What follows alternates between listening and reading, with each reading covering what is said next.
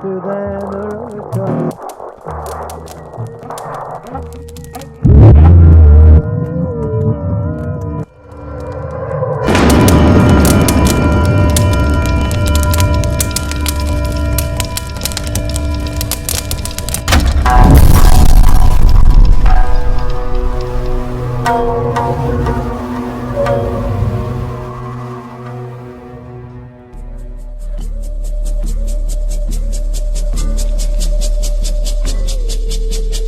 Hey, this is Red Band coming to you from the world-famous Ice House in the Pasadena. Give it up for a brand new episode of Kill Tony Volume 2. Here's Tony Hedgecott!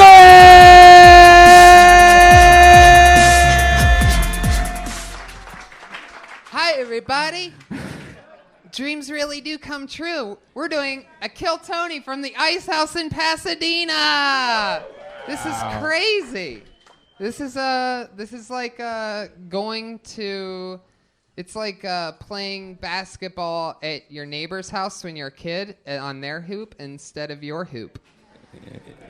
You know, and like hoops are a little bit different. I could tell there's a lot of basketball players in the crowd by the way this is going over. Not really connecting yet. How you guys doing? This is fun. This is a different angle, a different type of setup. The audio actually works here. We have a new sponsor. Give it up for Squirt, everybody. Yeah, Squirt. Delicious Diet Squirt is now available. Made since, can anybody guess when Squirt started? 1653. Sir, what are you thinking? We're talking about Squirt here. 1653? You're saying Squirt predates the United States of America? I mean, I'd like to believe that. For anybody that's ever had one on a hot summer day, you would think, my God, it seems like they've been making this for centuries. But no, that's just since 1938, everybody. Ooh. 1938. They've been around a long time. I mean, no 1656 over there from the... I think that was the birthday of Charlie Chaplin. Well, look at that. Brian making up a completely false fact. Yeah. Right from the get, and I love it. I like how there's that much beverages and electricity going on here. There's it Joe really is known for spilling his coffee all the time, so this might be really dangerous. Well, this is exciting. Hopefully he spills some delicious Diet Squirt, the caffeine-free thirst quencher and newest sponsor of Kill Tony. Turns out McDonald's dropped us. Yeah, they did. They did not like we the got a call. sponsorships. We got a call. Turns out they weren't loving it. And they said, you have to stop saying that we're sponsoring your show. Yeah. I was waiting for it. I was wondering, like, what happens if you pretend like a sponsor's your sponsor? They have to fight back because they have to protect their own reputation. Right. I think it started when they started sponsoring SeaWorld, though, because we started drawing attention to the SeaWorld because they had SeaWorld on their cups. Blackfish fillet. Yeah. Which was just comedy magic that happened right in the moment. I was no pre-written. You can't mix those. Oh, sir, are you texting this show to somebody who can't see the live feed? Is that what's going on right now? They got a new sponsor. It's Squirt. That's on Reddit right now. Hashtag Kill Tony. There's not even hashtags on Reddit. I meant / Look at me. I don't know the internet. Who here doesn't take Squirt and mix it with a little bit of tequila and call it a margarita? Come on. Yeah, that's as white trash as it gets right there, everybody. If you've ever wondered what white trash is for you Latinos in the room or black people, like what's true white trash? Have you ever mixed a Squirt with tequila and called it a margarita? That's it. Like I saw a few Mexican people pass out when you said that. They were so insulted. Like, that's not a margarita. I mean, that's a fucking... Well, I mean, it's delicious Squirt, so it's probably better than a margarita. Yeah. Fuck, I can't have Squirt drop us. Yeah. It just messed up and said Squirt wouldn't be good. Yeah. Well, just don't let Joe, knock one over on you and squirt all over you and get you wet. I love it. It would be a first on Kill Tony that I've been drenched in delicious caffeine-free Squirt. The thirst quencher is their slogan, by the way. This crowd is not into Squirt whatsoever. No. They want McDonald's. That's all that they want. But I love it. You guys dig your McDonald's. How many people here actually know what Kill Tony is, by the way? Yeah? All right. Who here has no idea what they're watching right now? Wow. Really? That's awesome. That Congratulations. What we do is we do this show once a week, and we help the local stand-up comedy community out. And they sign up for a show to get constructive criticism from me, Writers Guild member, Comedy Central roast writer, Death Squad Platinum member. You might know me from any of my major credits. And Brian, the creator of the Death Squad, and always two of our funniest friends are on the show. And this week's no different. Yeah. So getting perspective from two awesome stand-ups tonight is going to be very exciting. We have the great Joe Rogan and Dom Irrera are with us in the house tonight, everybody. But first, for those of you that haven't been to Kill Tony, you wooers out there that all went, woo, which basically means fuck you and your show. We also always have a head of security with us to protect us at all times. It started off, it was the Iron Patriot, an autistic man, undiagnosed, in a very fancy $5,000 Iron Man suit. He would stand next to the stage and defend us. And then when the episodes got in the 30s of episodes, he said he's gotten too big for the show. When he hit 4,000 Twitter followers, he said, I'm going to do my own thing now. I have a new following. Since then, he's lost more than 1,000 Twitter followers since leaving the show, based on the principle of the listeners. So we've always replaced him with a different patriot each week. Pasadena, I bring you a very special treat when I bring to you one of my favorite patriots. It's Iron Jesus Christ! Look at the reach on this man. Coming back from being fully stretched out. Here he is, taking the long walk. There was only one set of footprints, I do believe, from his walk over there. Wait, no, there's a little girl following. Wait, that's Josh Martin, guys. Put your hands together for Josh Martin, everybody. Producer of the show, spiller of tequila, accident-prone, speech impediment-infested friend of ours, who thought he had set it all the way down when he put down tequila on the table a few weeks ago, and it went all over my lap. But he's looking over us. That's the great at Josh Martin comic, and we have at Kevin Lee Light. Jesus Christ is with us, everybody. Put your hands together for Jesus. Woo! How's it been going, man? Beautiful, thanks. You know, I have the wingspan of a condor. Heck yeah. Throw that in there. All right. Okay, it's going good. There you go. Have you actually measured a condor's wingspan? Are you being serious, or is that just I don't know. Just You caused somebody to sneeze just now. I don't know if you heard that. did. Bless you. And I know you're just... Boom. Boom. He's still got it after thousands of years. Jesus Christ. Never loses that sense of humor. Many said it doesn't go away. Happy to be here back in Pasadena. My last time here, I saw Jim Carrey before he was ever Jim Carrey. Wow. 1979 or 80. So you used to come here back in the Disney and see all the old... Did you ever get to see Steve Martin? Because Steve Martin started out here. It was actually the only show I saw, you know, and I figured maybe I would never see one better. And look at you now. All of a sudden you're here on Kill Tony. Woo! Featured by Squirt, the thirst quencher. This is much more exciting than young Jim Carrey. Come I'll on. have the Squirt Margarita, please. Here, I'll open up one right now. Thank you.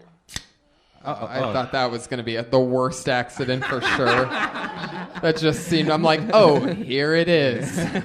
What about this poor guy over here looking at the back of me the whole time? What do I do about that? No, it's fine. All right. He's into it. How many times do you think you get fucking cock-blocked by Jesus? It's awesome.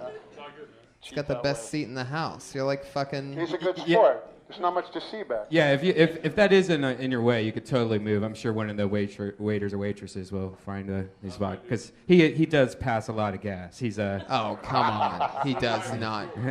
You think a guy that sat in the middle of the table in the Last Supper could pass gas? That would be embarrassing. There you go. He's unbelievable. Who said that you didn't really exist, these morons? Well, guys, we're very happy to have you back. I'm glad that you're going to be keeping an eye on us. Got your back. In the meanwhile, What do you say? Josh? Yep, I think we're ready to go. Are we? Yeah. Guys, are you ready for your guests? Holy shit. Put your hands together for him, everybody. It's the great Joe Rogan and Dom Irrera.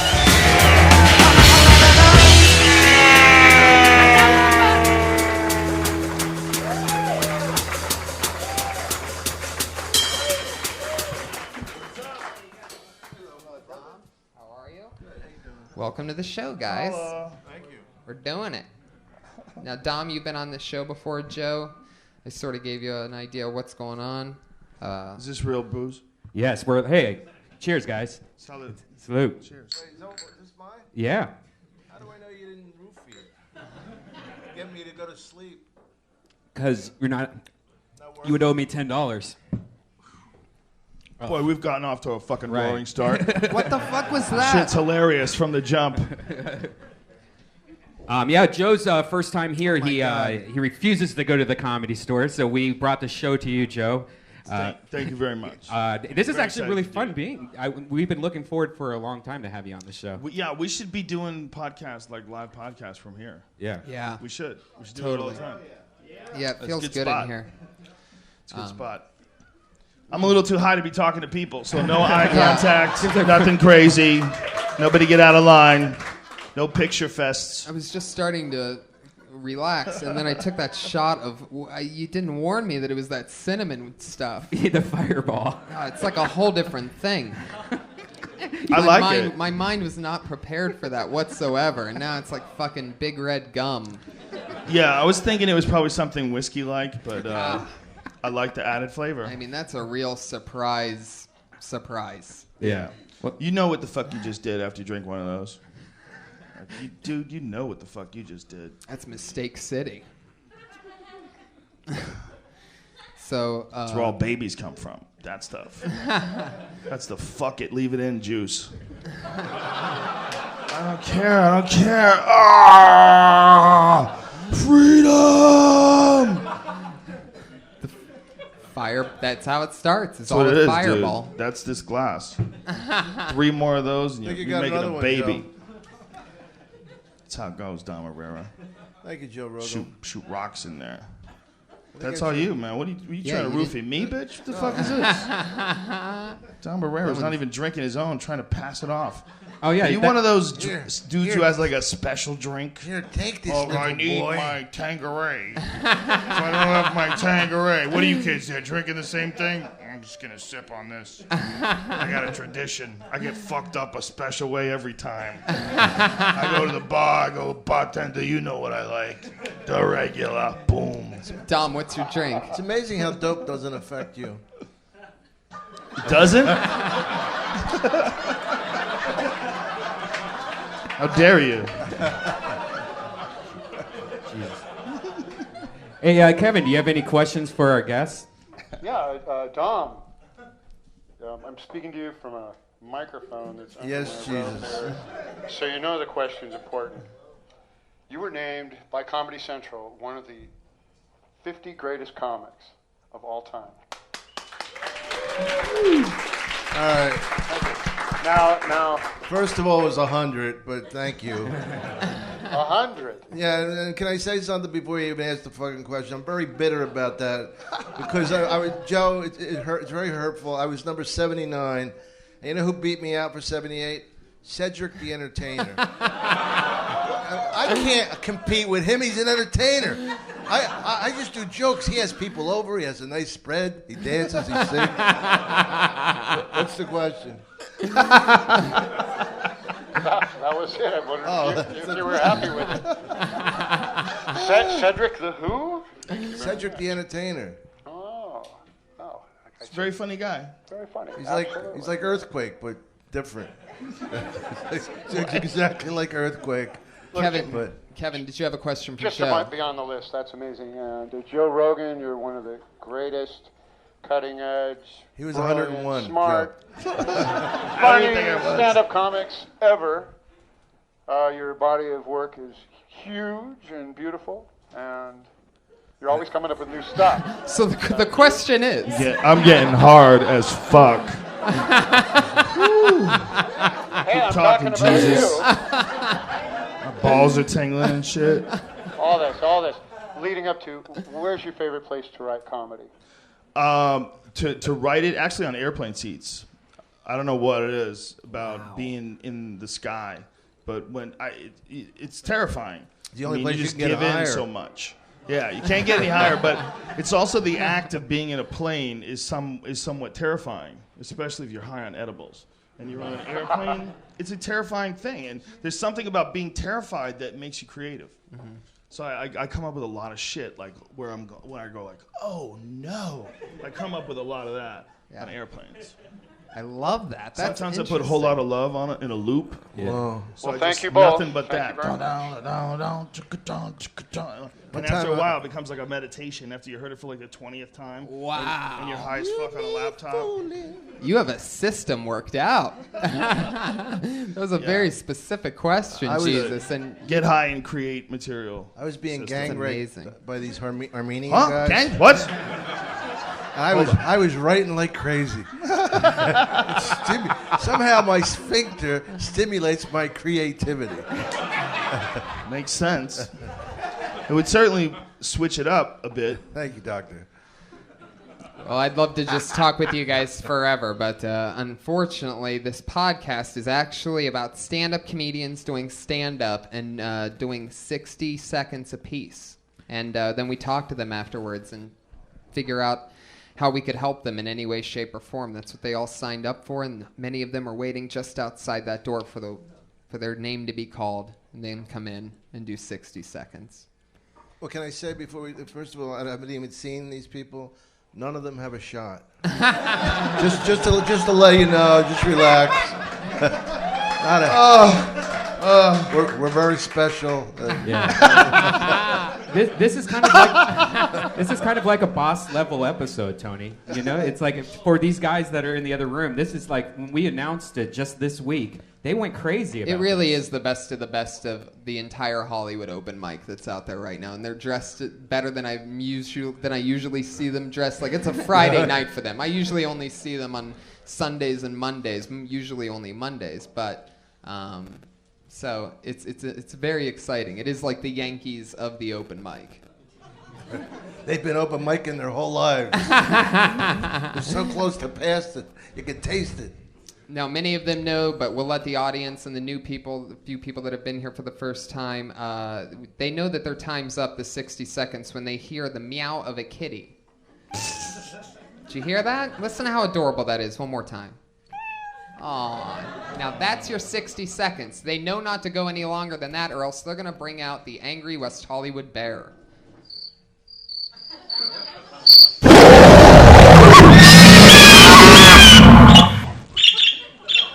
To all you podcast listeners, I'm sorry you had to hear that. However, you have to understand that it's an important lesson in show business to not do over your time. So we let that thing rip if they go over. Oh, that's horrible, but that's awesome. So many comedians signed up and made a drive out from all the way from like the heart of Hollywood to have the chance to come up in front of you guys. And I thank you so much for being here, and I want to get it started. Are you guys ready? Yes. Yes. This is Kill Tony live from the Ice House. 60 seconds, and then we're going to end up talking more to your first comedian, Kobe Grimes. It's Kobe Grimes. He's right here. Hello, Kobe. Hey, everybody. Hey. So, I graduated school recently, and it's really not that big of a deal because everybody knows that the special ed class graduated too. So, in my class, there was this dude that the whole class collectively named Boner.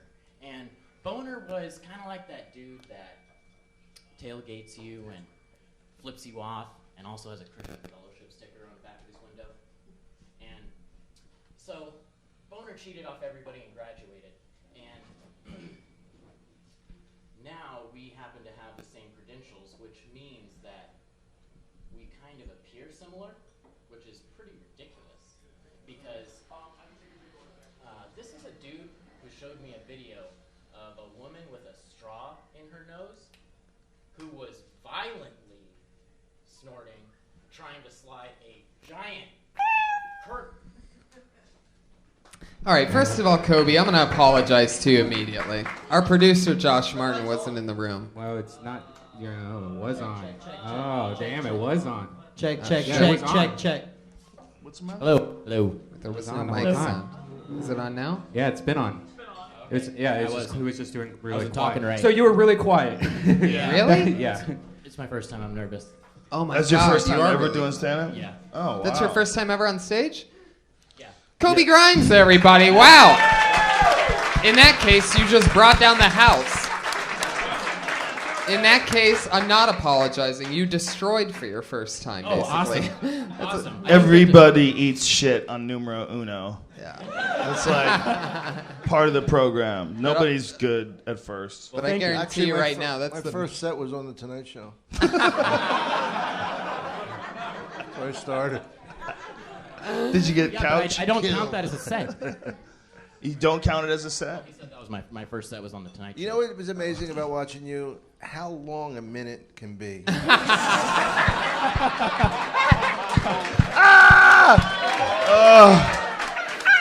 It was long for you. It was really long for me. Why weren't you that funny during your set?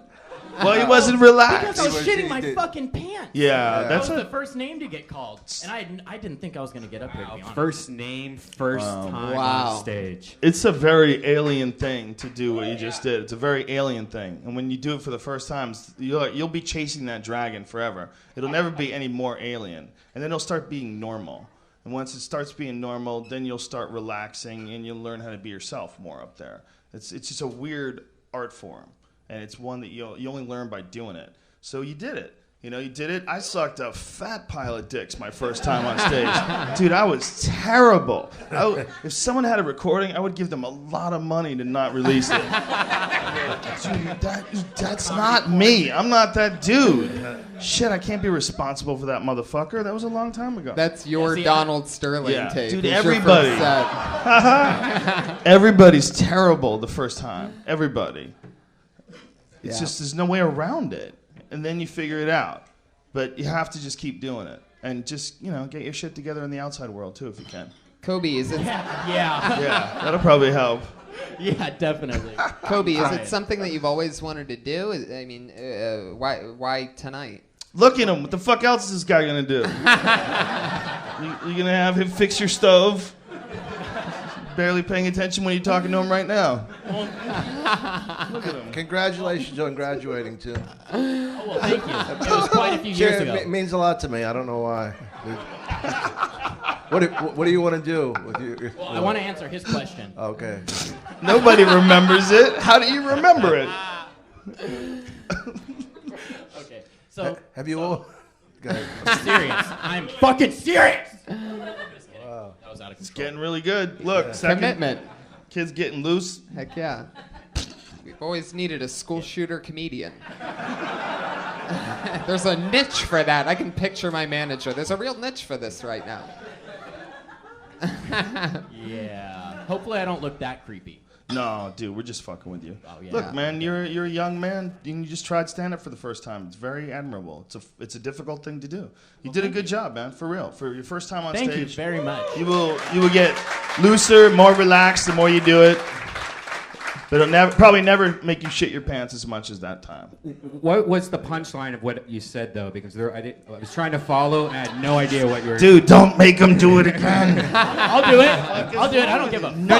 But what was the part? Like, what were you getting at? The What was punchline Yeah. was, it's ridiculous that me and this dude seem similar, because this dude showed me a video of a lady with a straw in her nose who was violently snorting a giant curdled earthworm of cum. And that was it. That was the end.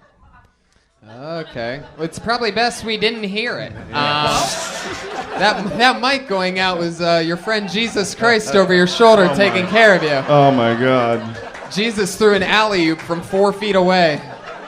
Here you go, buddy. You're going to need this. Out audio 1. All of a sudden, the main mic is just Listen, gone, and then it comes back Don't on. let this discourage you. You can still make it. Yeah. You just don't tell that joke again. That's a part of the process. You're going to do a bunch that don't work at all. And you're going to beat your head against the wall until you figure it out. Some people told me not to tell it, and I said, fuck you. Those people were the right people. You gotta listen to them. They're the right people. You're the wrong one. You're crazy. I rationalized it because I was like, they're not fucking comedians. Well, neither am I. Right. Well, everyone that kind of kidding. you did it now. Technically, you're a comedian. I don't buy into this hierarchy bullshit where people get mad if someone did an open mic night 2 times and they call themselves a comedian. Because we all know guys that only did open mic nights, and they were probably some of the funniest guys we ever knew. Mm-hmm. Like for the longest time, Brian Holtzman was one of the funniest guys in LA. Oh my God. And all he ever did was just did spots at the store. You never saw him anywhere else. Nobody ever knew. You know? Yeah, now he closes out the Saturday main room, and it's amazing. It fills up the back of the room with comedians. It's incredible how funny he he always is. had a job, you know, to try to pretend that he's not a comedian because he never, you know, made it strictly as a professional. It's ridiculous. Ari Shaffir was the first person to tell me to start saying that you're a comic. He's like, dude, you do stand-up comedy. You're a comic. Because I would never say I was a comic before. I just tried doing stand-up comedy. Anybody tries it, Yeah. I say you're in. Yeah. I would say so also. Yeah, you you might tried it. suck, Yeah. but you're in. I'm not really a brain surgeon, but I try it once in a while. On the Jon Stewart show. If you know, you can call yourself what's the big deal? Yeah. You know, why does Doesn't everybody mean freak they're a out good about that? comedian. No. It's a weird thing to freak out about. You know, I mean, if you pick up you know, a flute and you start fucking around with it, I think you're a flutist. You're probably playing You the can't flute. tell me I'm not a flutist, bitch. I'm trying. I'm working on it right now. What are you, perfect with your fucking flute shit? I'm just really sucky at the flute. But as long as I fuck with it, I'm a flutist. Joe, it's They can flautist. get, whatever. It's flautist. Flautist. Oh, God. The proper French past participle. flautist. Whatever it is, man. You know what I'm saying, Tom? I know what you're saying. I kind of disagree. I mean, I remember I was in New York, and this guy, he was a really mean gay guy, and I tried to become friends with him. I said, I heard you were an actor. And he goes, and I had done a lot of plays and stuff. He goes, yes, I am. I said, what plays have you been in? He goes, I haven't been in any plays. But I study with Udo Hagen. I'm thinking, well, how can you call yourself an actor? Well, I guess I'm a jet pilot then. I've never flown a plane, but, you know, I'm just saying it. It's like, Well, that guy was a fucking liar. you stay out of it. You're done.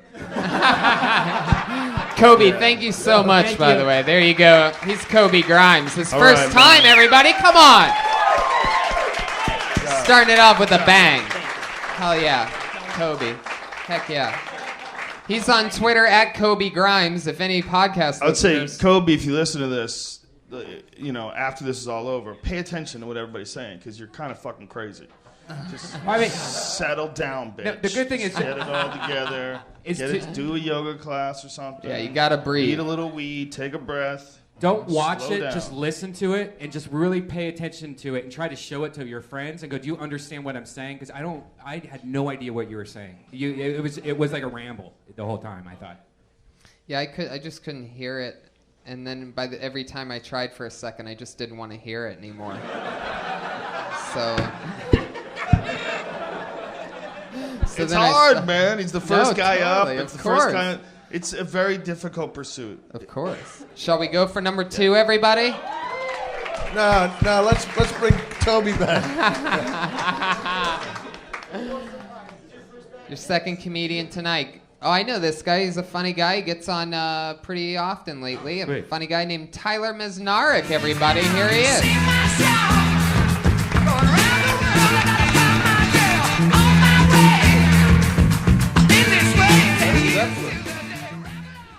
Hey guys, I tell you, I don't get the movie Forrest Gump. I do not understand it. I'm just gonna be straight with you guys. Do we really let retarded people fight in Vietnam? I'm just gonna say it. Because I'm pretty sure if your feet were flat enough, you didn't have to go. But somehow the guy who says his name 30 times in 3 minutes sent him over. Who cares? You know, what's really confusing about that movie, though, is that guy, Forrest Gump, he got a degree from the University of Alabama.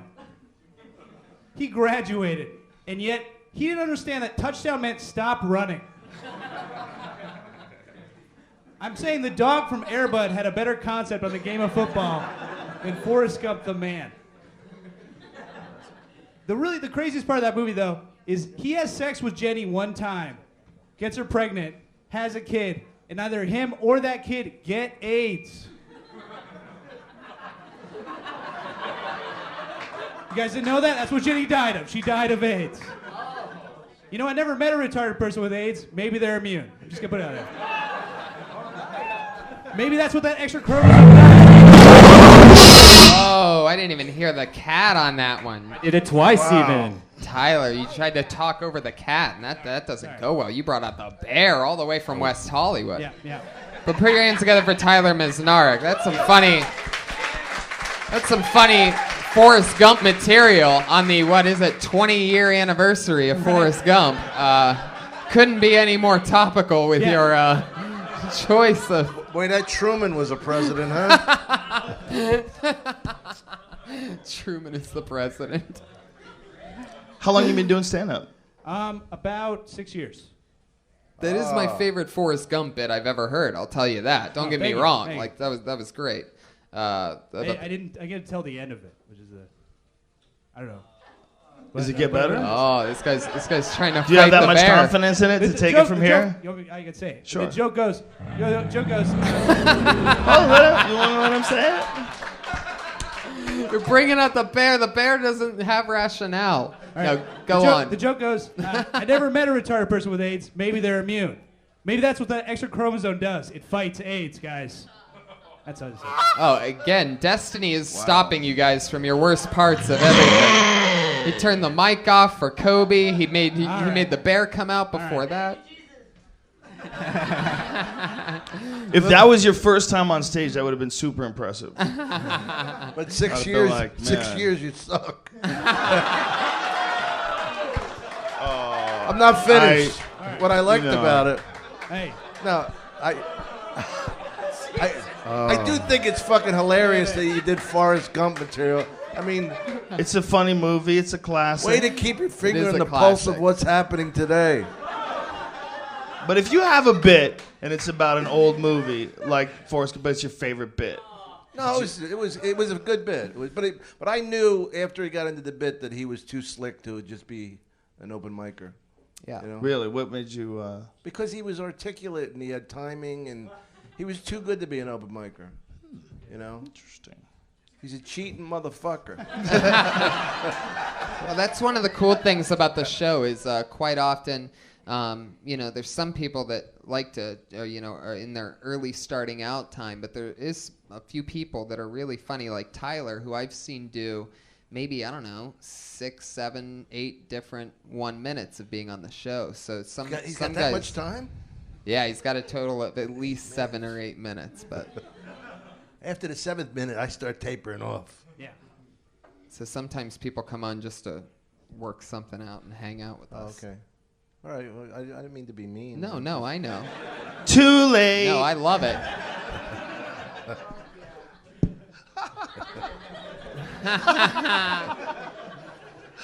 Great job. Big fan.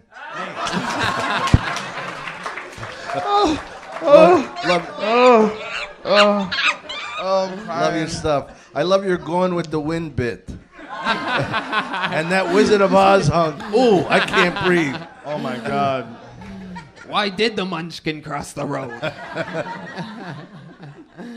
Oh my God. Jesus, what do you think about this whole thing?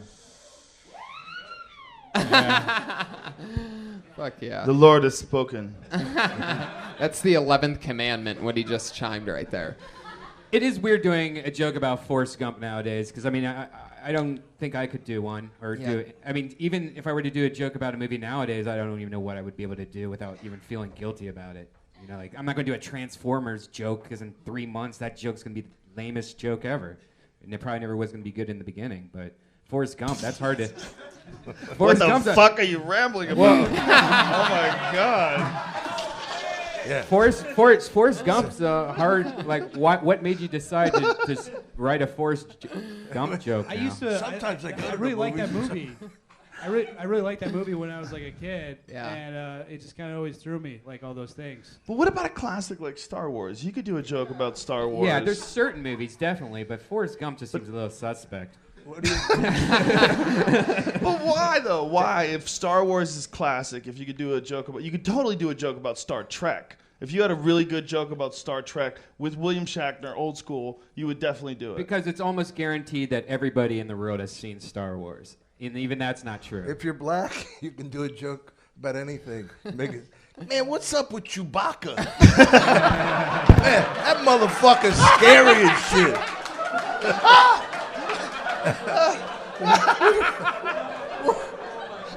Princess Leia, yeah, I'll lay the bitch. Woo.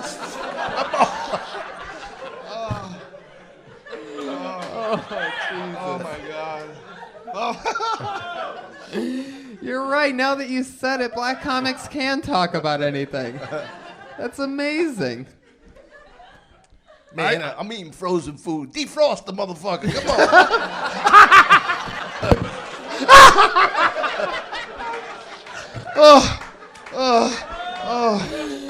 Oh my Oh God. my God, my brain hurts. I'll be here next week with Joey Diaz, everybody. Come on. Boom. Thank you. Oh my God. Holy shit. All right. Tyler, you're still here. Hey, good job, dude. Yeah. Hey. No, you. seriously, I really, really do like the bit. You know, fucking, if you can figure out a way to keep rocking stuff like that, because I think it connects. I think we all knew the things. And when you said that he got a degree from Alabama, but he didn't know to stop for a touchdown, I think that's as American as apple pie. Yeah. So I think that if you just come across as likable and not like a Dexter villain, you could probably get that happy-go-lucky stuff to work. Like, I'm an evil fuck, but I like to talk about evil things and try to make them funny, you know what I mean? But you gotta go with something. Yeah. Good luck, Tyler. Forgot what my point was there at Damn. the end, and I tried to go sly by Tony just dismissing went him. deep. What was my point? Oh yeah, Dexter villain. Anyway. Joe, a question that I always ask everybody on their first time on the show is, was there anything, can you remember anything embarrassing that you did on stage, or not embarrassing, but something that you can't believe that you did when you first started out? One time I was doing okay. It was like in the early days, I was like real shaky, like a colt, you know, just coming out of a vagina. Like I could have a terrible set at any given moment. And I would be doing good, but then something would go wrong and I'd just go right into the tank. And I was on stage and I was doing okay, like things are going my way. And I knocked over my drink, but I tried to ignore it. I knocked over my drink, and then I'm like, just fucking don't even look at it.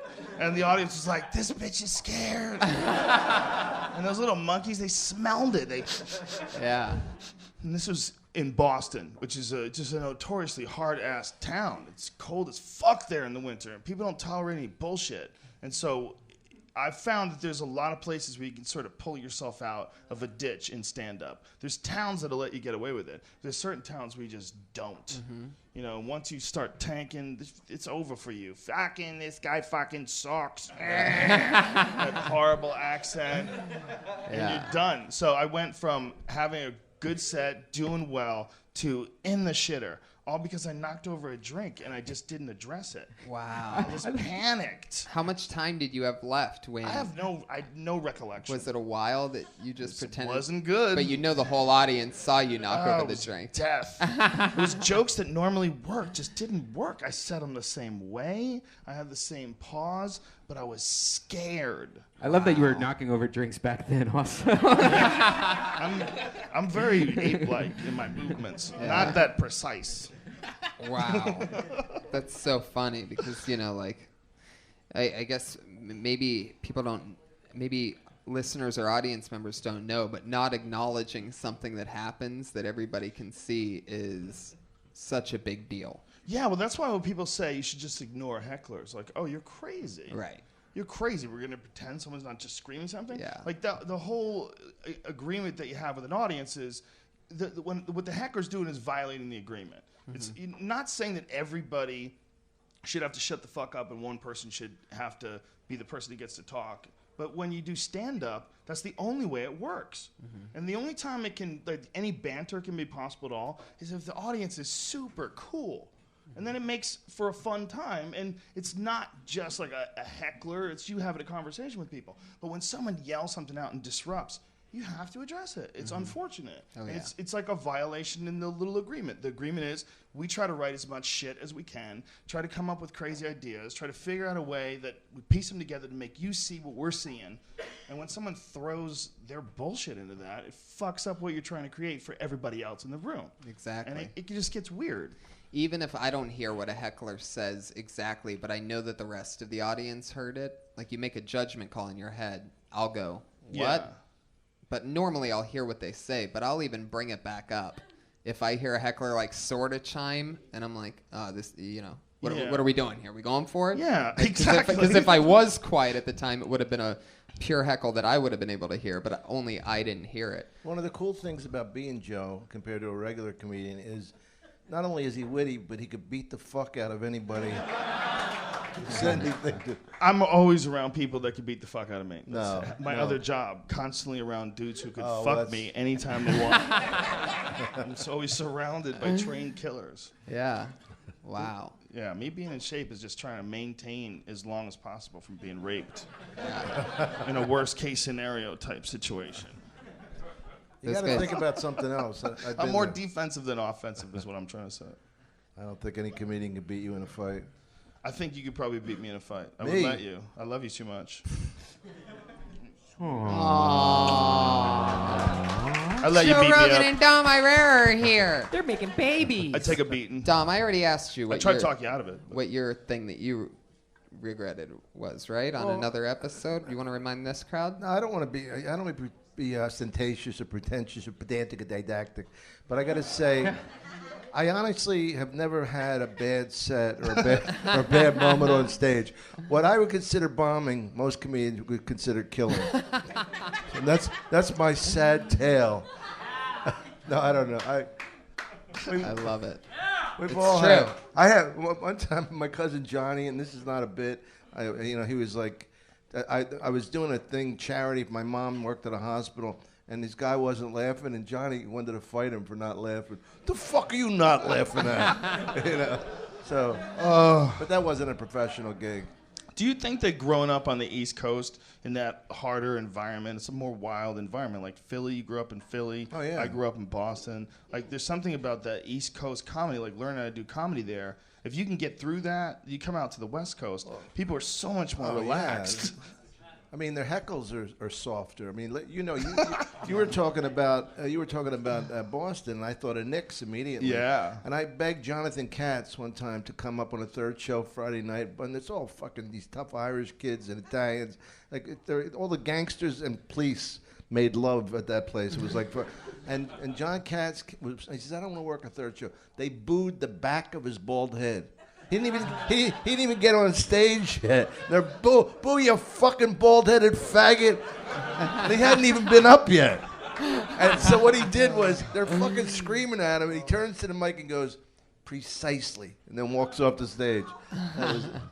I had one comedian tell me about the craziest time he got heckled, and then we'll move on because I pulled another name. But this great comic, a good comic buddy who's a great writer.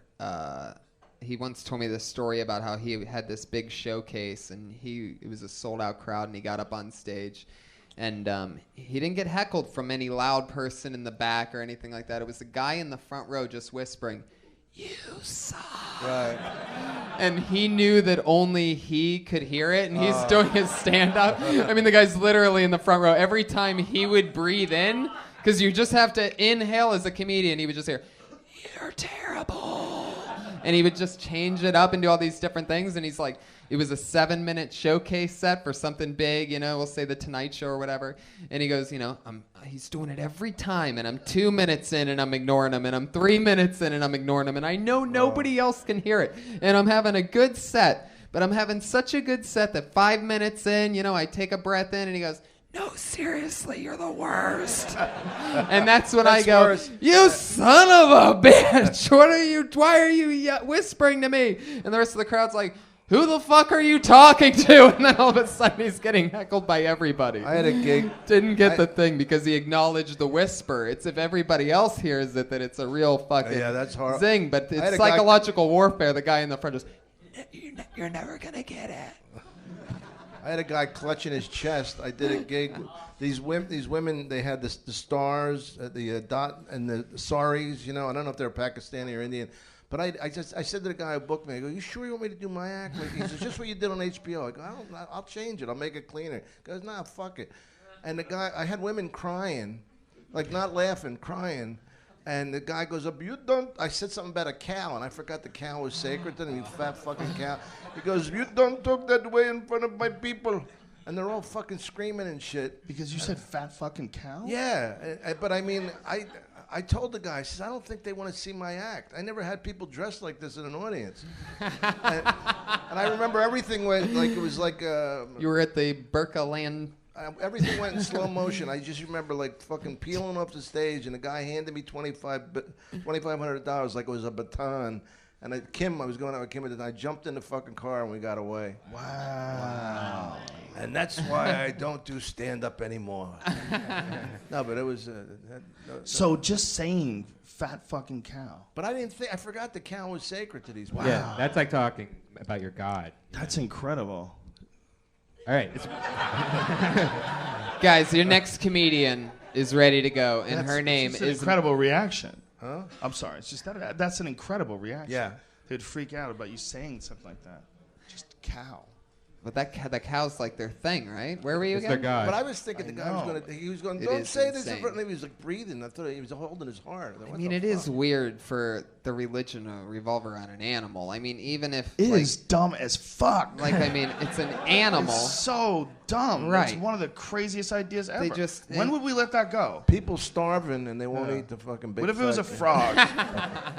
What if it was a frog? What if they worshipped a frog? Would we think they were fucked then? If they were really into frogs, they worshipped a frog, you'd be like, whoa. But a cow, you're like, oh, well, you know, that's their thing. Well, you could get high off the frog, so you get high off your God would be way more interesting. You get high from frogs too, dude. That's what I said. Or you get high from the cow too, because cow shit, that's where the mushrooms grow. Oh, yeah. They believe that that's the connection, the reason why they think that cows are sacred. Well, it's fertilizer. Because of mushrooms? Yes, absolutely, because of psilocybin. Well, in that case, I Psilocybin sort of mushrooms. believe in that How shit did you then. tie it back? That was If beautiful. That's if what that- it's supposed to be about. if That's that- the whole reason why they cattle worshipped in Choctawhiok or whatever the fuck it is. It was one of the oldest known civilizations, and they were all cattle worshippers. And they were all in this area where psilocybin mushrooms grew. Wow, mushrooms are the root of that. That's like 9 degrees of Kevin Bacon, but the mushrooms version. The cow is sacred. We can't eat the cow, but the cow poop is amazing. Yeah, by the way, what I said, like facts and specifics, might not be accurate at all. I just want you to know. Guys, we got to get your next As I comedian heard up it here. once said at a got- marijuana smoking party. Up next is 60 Seconds, the comedy stylings of Melanie Baldonado. All right.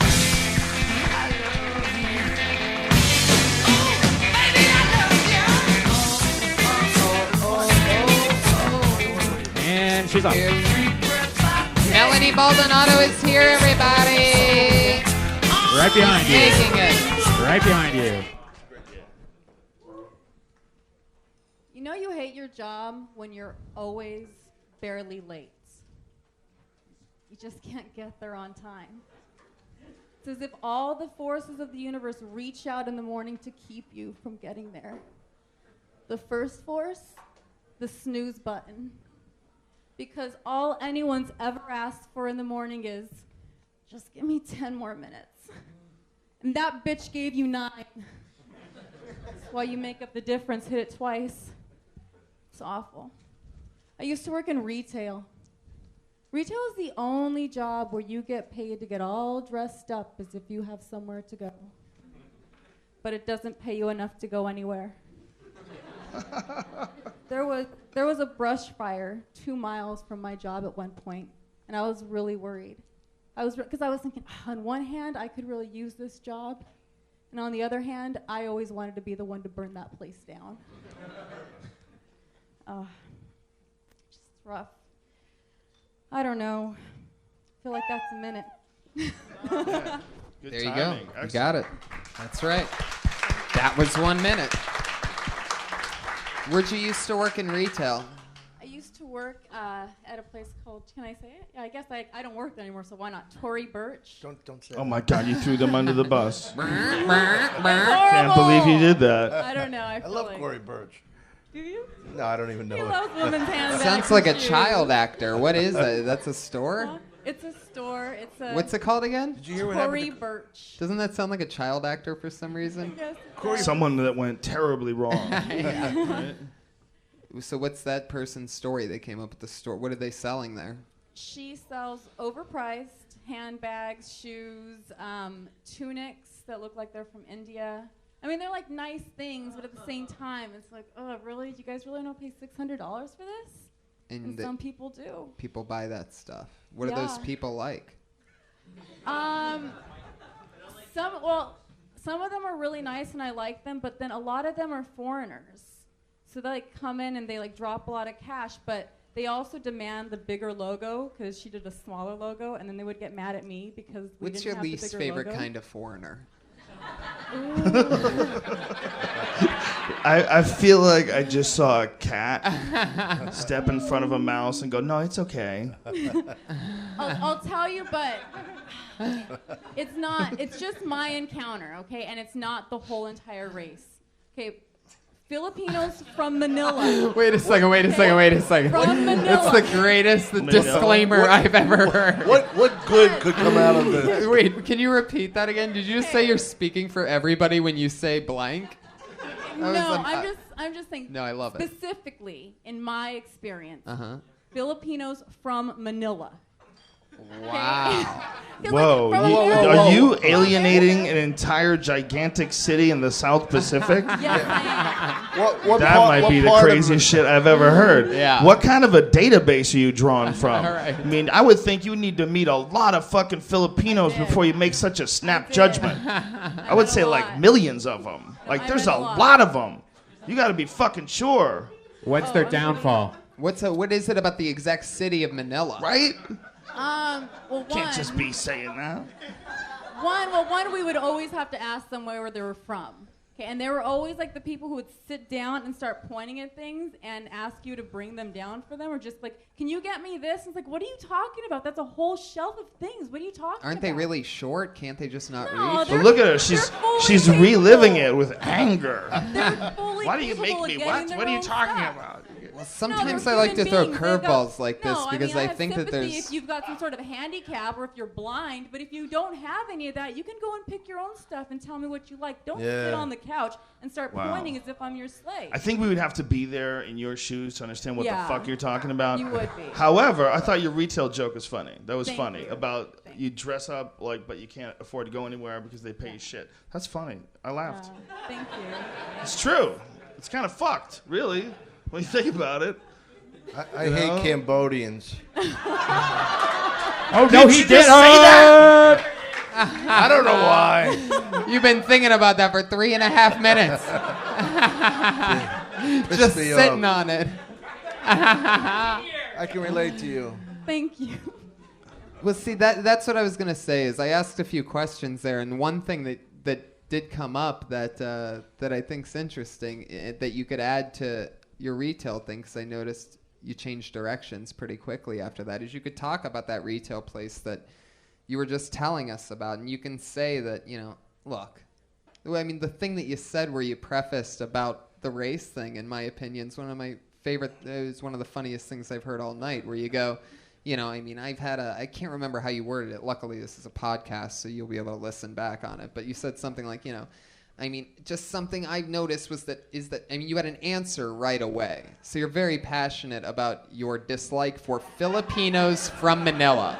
I mean, it was so dead on that it hit me harder than the 60 seconds was good, but that hit me like something that you have a real opinion about that people might be interested in. And it's not like it's a hate speech if you go into funny stuff afterwards, Does that make sense?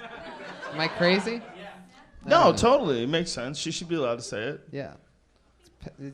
You have a lot of passion behind it. If I was Filipino, I'd be mad as fuck. But what if you're Those not people from are, like, Manila? Because extremely proud. That's what I'm saying. but if It's you're a just- Filipino and not from Manila, you're like, yeah, fuck them. This is.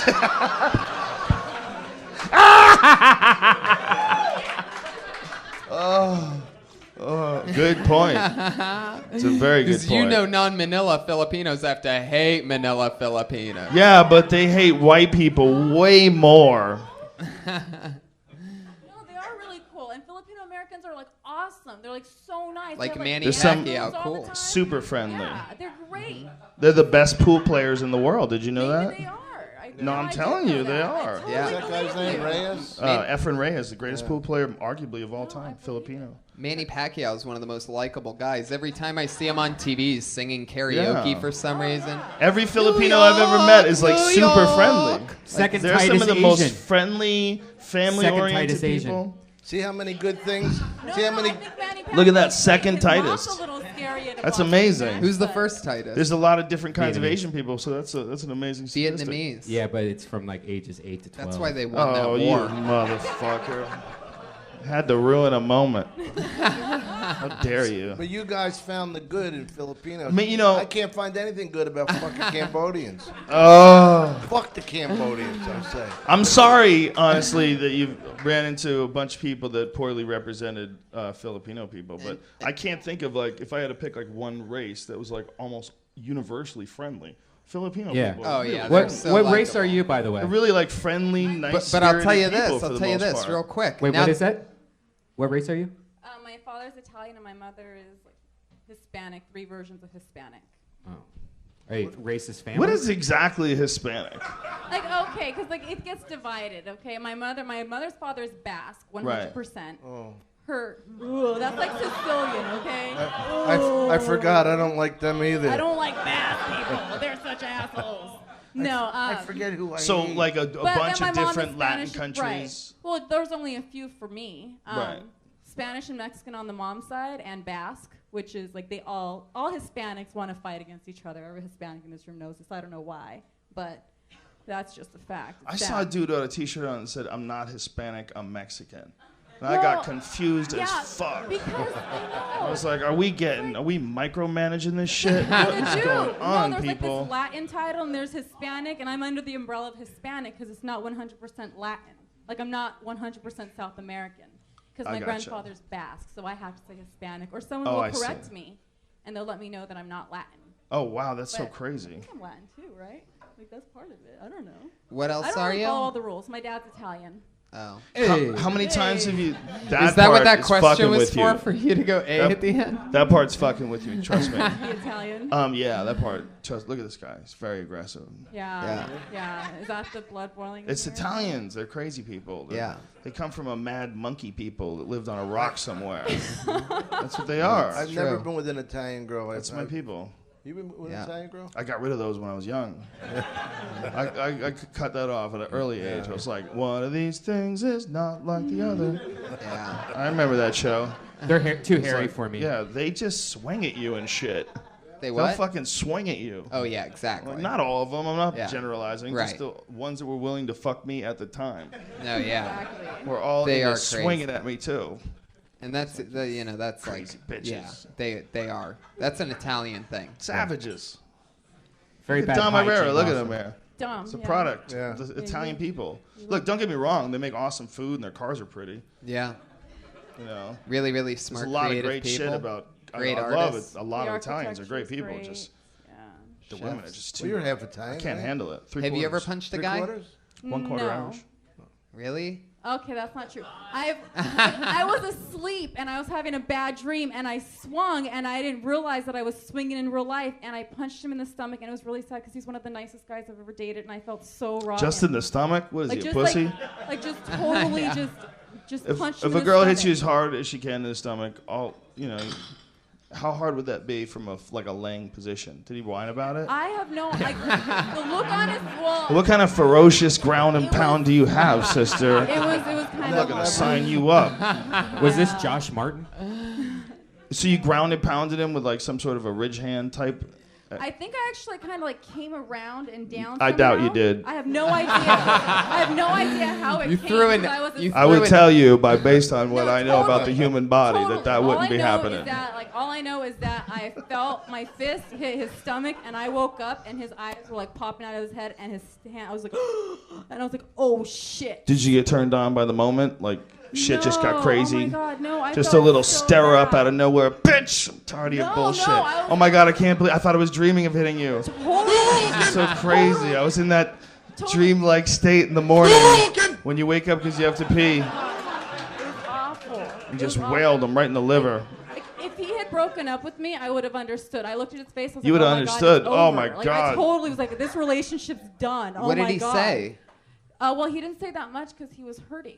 This guy sounds like a real pushover. He like didn't say anything at first. Sounds love like the a real word tool. pushover. The first thing you said was he's super nice. He is what he was. Okay, I mean, It's like, I'm what not kind with of him now, but douchebag he is was this nice. guy? What is he, Mr. Polite? Just goes around Yeah, thanking I like people nice for guys, nothing? okay, so thank what? you, thank you. Oh, hello, So good what? I day. do How like are polite you? Please guys. don't He punch was me in the polite. stomach. I'm trying to get some sleep.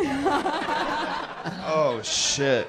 You know, I just buried her ex-boyfriend. He's got a point there. He really No, does I have know, a point. Yeah, I mean, well, it's not, he wasn't a fighter. He was a golfer. Okay, I mean, he's a nice Oh. guy. Hell no. Are you guys booing golfing? Hell no. Only miniature. It's miniature or nothing. You take it serious? Fuck you. Out there chasing your score, you fucking asshole. I'm under par. he was super nice. That translates to small freckled cock. Hey, anybody else hungry? Small freckled. A little How peckish. many times have you done stand-up? How many times? I'm in my 4th year. Oh, you're fourth. so- Okay. Mhm. Sorry, I meant. No, it's okay. How long have you been doing it? Would be a better Okay. question. I'm sorry. So, like, I lost count a Do you while do it a ago. lot? How often do you do it? I try to get up 4 to 5 times a week. Oh wow. Is that hard to do? Yeah. If it's not a bar show or a show, then I try to get on a mic somewhere. And did you start in LA? I did. Yeah. Yeah, I'm from north of here by an hour, so Well, it was like logical, but not the smartest move. look, you can make us laugh for sure. You'll get better at it. Just Yeah. do you record yourself? Mhm. That's one of the best tools. Record your sets, go back and listen to it. You know, and it's hard to be critical, but you have to like not like it. You have to like not like it, and then you have to figure out the new ways to do it, and then you want to hate those old recordings, but it's really important. Recording yourself is hugely important, and being like really critical of your sets really important. But you got the most important part. I mean, you made me laugh. It's funny. Heck yeah. Thanks so much. Melanie Baldonado, everybody. She's on Twitter at Melanie B Comedy. Thank you so much, Melanie. I love that Filipino shit. I feel like a reverse Simon Cowell. It's like if Simon actually helped people instead of just being a British dude. Oh, yeah, no good. That was the worst British accent ever. You've been working with Red Band too long. He's starting to fuck with your head, son. You gotta cleanse yourself of him. Hey. You need to drink spring water and go on a walk. Spring Clear your water? fucking head, son. I love it. Is there I ever get a him worse confused English with accent? Piers Morgan. Oh. Am I right? They're the same. Simon is No. English, right? Yeah, Piers Morgan is the guy that used to be on CNN that you do the uncomfortable interviews. Yeah. And then Simon is the guy who's on American Idol that mostly thinks people suck. Yeah. There's a lot of British people taking the American jobs, man. Isn't it funny though that it's fascinating when someone's I mean, mean that guy like was that hosting with American Idol. with a British accent though. No, they created it though. And He CNN, created that's it, America's News. America's News and American Idol. Oh, hello, welcome to America. It's like, it doesn't make any sense. It's not the same show. You're getting confused. But, I mean, I'm American saying Idol that's is even one show, crazier, yeah. and CNN is another show. Why are all the American red, white, and blue shows being hosted by English guys? It's like they're getting their revolutionary... Black helicopters. The nation is at sleep right now. And the time will rise when the internet lets the world know what the fuck is going down. Black helicopters, Tony Hinchcliffe. What is that? Alien babies, implants, the NSA, the documents, I can already... chemtrails. Bigfoot was a CIA implant. He They was? put him in the desert to lure out susceptible hikers.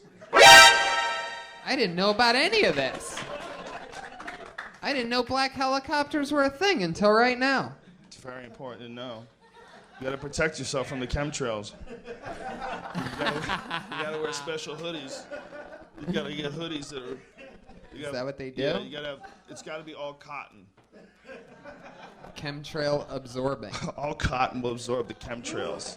That nylon stuff, it just slides right off you and into your pants. Let's get another comedian up here, everybody. He goes by the name of Brad Sachs. Nigga, like how you figure, getting figures and fucking bitches. She rolling switches, bought her bitches. I bought my niggas, they getting bring up off the liquor. She love my licorice, I let her lick it. They say money make a nigga. There he is, everybody, from deep in the lobby. Brad Sachs made it. Bros like I be fucking bored. Turn a dyke bitch out, have a fucking bars. Peace. Hi guys, sorry about that. I ran in here, sorry. I always wanted to get a personalized license plate on my car. You know where you pay to put something on your plate? I saw a cool one in Hollywood. This dude had rum and Coke as his plate. I was like, that is fucking cool. I'd kill to have a mixed drink on my plate. My very next thought was, you've got to be the dumbest motherfucker in the world to put rum and Coke. You might as well put kid in trunk. It's the same thing. You ever had anybody call you by the wrong name? And they do it so many times, after a while, you just give in and you go with whatever they're calling you.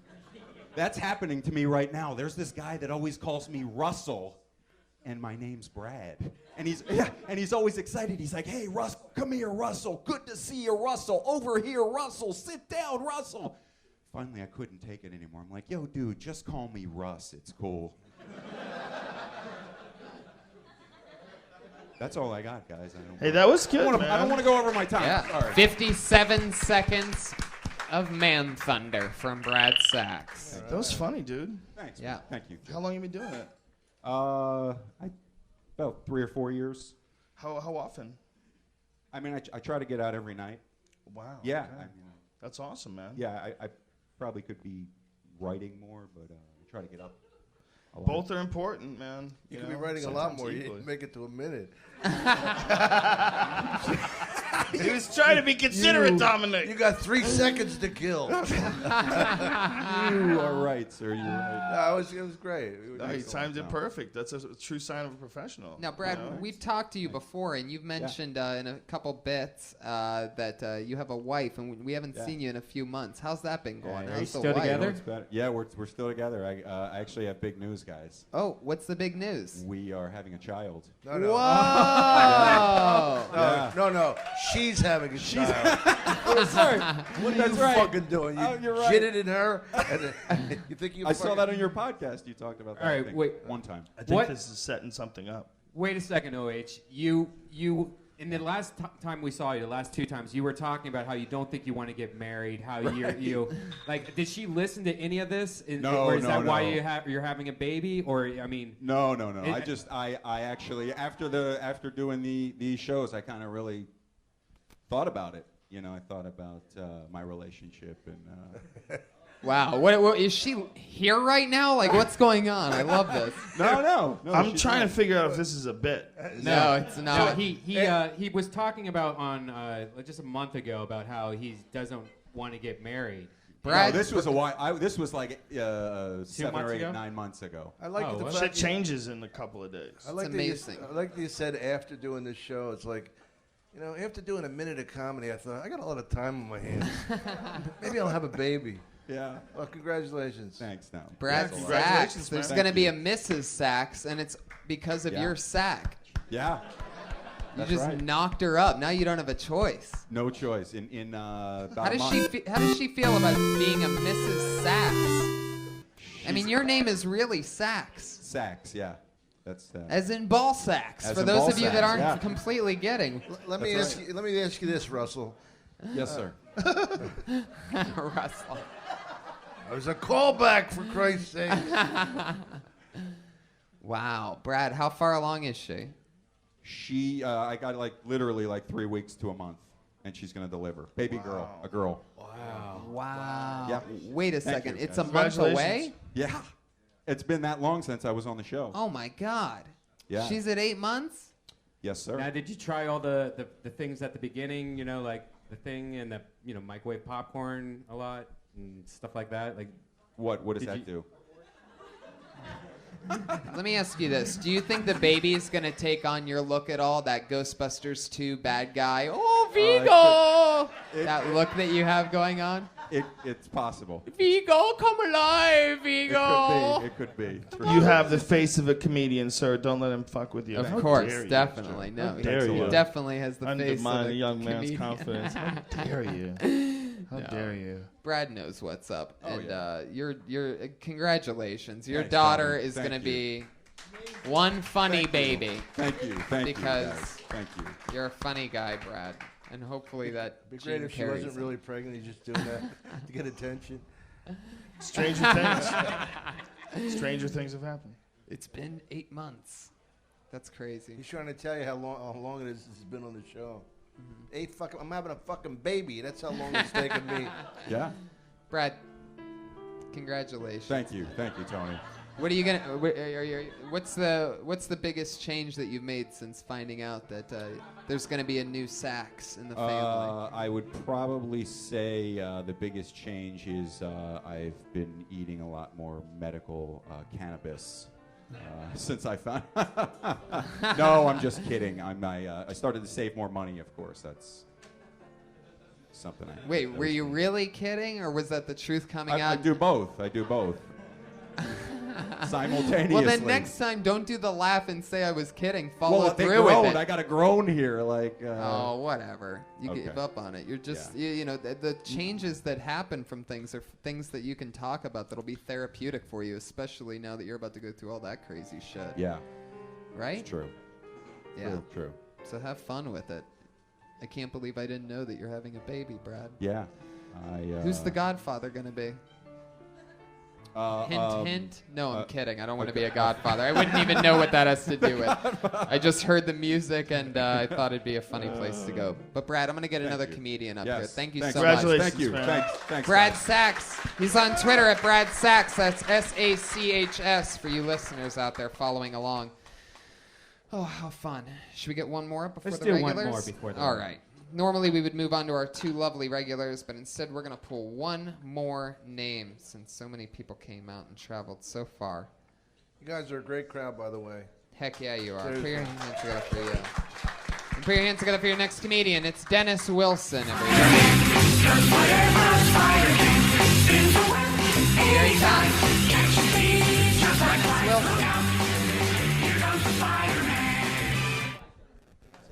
What's up? Oh, nothing, man. It's always one. It's always one. It's always one.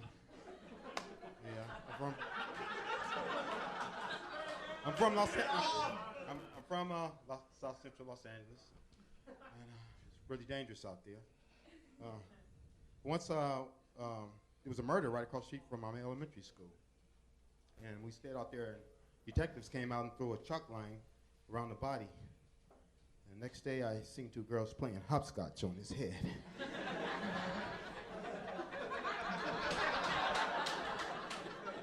I once got arrested for identity theft. I was a horrible criminal. Identity theft is all right as long as you don't draw attention to yourself. I bought a Cadillac with no problem, because apparently black people buy Cadillacs. But the next day, they called the police on me, because I guess black people don't buy patio furniture.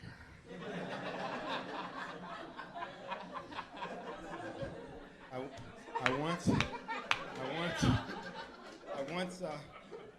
once used the guy's identity to rent an apartment. And he didn't do anything but rent an apartment.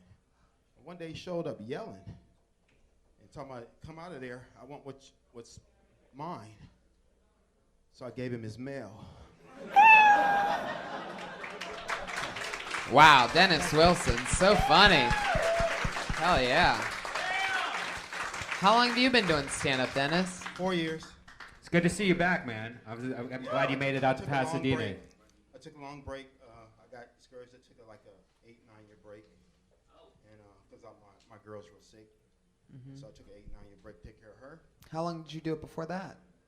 4 years. So About 4 the same years, time, but and I you're got- back 4 years. Yeah. I had like an 8 year break, so I just came back. I came back in 2010. Came back in 2010. And I left in 97. I can tell you how long I left because I remember Joe. And you had a great Supra. I remember damn. Wow. He's no Joe Supra. That's old school, I'll dude. never forget that because I wanted a great Supra so bad. God damn, I love that car. Yeah, you were the only dude I knew had one. Should have kept that fucking thing. Yeah. I'm a big fan. I'm a big fan of Kill Tony. I came out tonight for Joe Rogan because Joe Rogan done something that a lot of people don't do. I appreciate you putting my guy from my neighborhood, Freeway Rick, on your show. I love Freeway Rick. Yeah. The great Rick Ross. The true Rick Ross. I'm not glorifying what he's done, but I'm just saying. He's not either. That's the beautiful thing about him. You're a good dude for doing that. Thank you very much. Heck yeah. Thank you, sir. Let me have it. He's funny, right? First of all, I love you. I wish you the best. Thank you for taking care of your daughter. No, my wife. There's not your wife. There's nothing funny I could say. Just good luck and best wishes. Oh, Tom. God, you got big fucking hands. You can palm a basketball, right? You got big. I do palm double D's, though. I can. Oh, shit. Come on. Oh, shit. No, he didn't. We work together. No, he I set him up, you hit him out. Fuck yeah, Dennis Wilson. All right. The guy just comes in, slaughters, and is out. I love it. He's on Twitter at DJ. That's really funny, man. He's on Twitter at DJ Sunset BLVD. DJ Sunset Boulevard. You know, let's just do another quick one. Let's do it. We got in and out with him quick. That was Yeah. fun. Let's knock out one more. That's the way to do it, right? Put your hands. Wait, what? I said that's the way to do it, right? I mean, that guy just hit it hard, cracked it. Yeah. No definitely. fat, left, bam. Sometimes, though, you can dig into these people and you'll find magic, though. Oh, yeah. I could guess. The Yeah. Manila fucking internet service right now must be off the chain. Fucked with the wrong people, hooker. Your next comedian goes by the name of at Brick and Bullets. I know this guy. Oh yes, I know this guy too. Brick and Bullets. Is that what you signed up as? Yeah. Okay, cool. Put your hands together for Brick and Bullets, everybody. Here he is. Thank you. So, I started off life relatively early as a stepchild. And not only that, I'm double cursed being the redheaded stepchild. The universe being funny presents me with my own redheaded stepchild. Now that I've been on both sides, I understand it a little better. It's like having a stepchild, loving your stepchild is like loving turkey bacon. You only love it because somebody else tells you have to. You go to the doctor, and the doctor's like, you got high cholesterol. Like, you better try that turkey bacon. Your woman's like, you like this sweet pussy right here. You better at least act like you love my kid. Oh, shit. Plus, your stepkids, they don't smell like your real kids. They don't smell like your real kids. They smell like turkey bacon. I'm just saying it's different. I'm just saying. Then you go kiss them goodbye, and they're a little extra salty, and you're like, damn, Dad been eating chips all day? That's it. I got it. Bricks and bullets. That's it.